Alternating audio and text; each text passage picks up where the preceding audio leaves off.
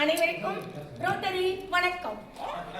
தேடி சோறுனிடம் தின்று பல சிறு கதைகள் பேசி மனம் பாடி துன்பமைய உழன்று பிறர் பாட பல செயல்கள் செய்து நரைக்கூடி கீழ்ப்பருவம் எழுதி கொடுங்கூற்றுக்கு இறையன பின் வாயும் பல வேடிக்கை மனிதரைப் போல நான் வீழ்வேன் என்று நினைத்தாயோ என்ற மகாகவி பாரதிக்கு செம்மொழியின் வணக்கம்.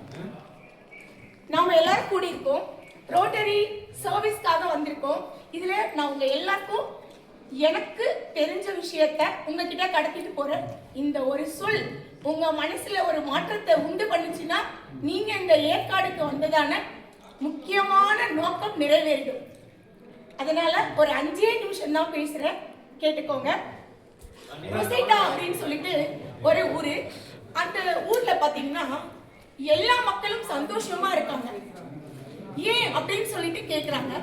சரி, அந்த டாக்டர் என்ன பண்றாரு, அந்த ஊருக்கே போயிட்டு உங்க ஊர்ல மட்டும் யாருமே என்கிட்ட வரமாட்டேங்கிறீங்களே, அப்படி என்ன அப்படின்னு சொல்லிட்டு கேக்குறாரு.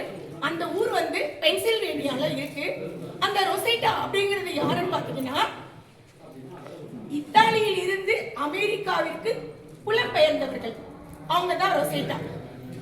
அப்படி அவங்கள கேட்கும் போது அவங்க சொல்றாங்க, எங்களுக்கு நல்ல குடும்பம், நல்ல உறவுகள், நல்ல நண்பர்கள். எங்களுக்கு இதுவரைக்கும் பசினா எங்க வீடு மட்டும் இல்ல, யார் வீட்டுல சமைக்கிறாங்களோ அவங்க வீட்டுல போய் சாப்பிடுவோம். எங்களுக்கு லைஃபே பாத்தீங்கன்னா கம்யூனிட்டி லைஃப். சோ எங்களுக்கு எதிர்கால சிந்தனை, நாங்க நிறைய சேர்த்து வச்சுக்கணும் அப்படிங்கிற எந்த கமிட்மெண்ட்ஸும் கிடையாது. சோ நாங்க எந்த எக்ஸசைஸும் பண்ணல, உணவு கட்டுப்பாடு கிடையாது, எதுவுமே இல்லாம நாங்க மகிழ்ச்சியா வாழறோம்னா நாங்க எல்லோருமே கொடுத்து வாழ்கிறோம். அதனால எங்களுக்கு நோயே வரதில்லை அப்படின்னு சொல்லியிருக்காங்க.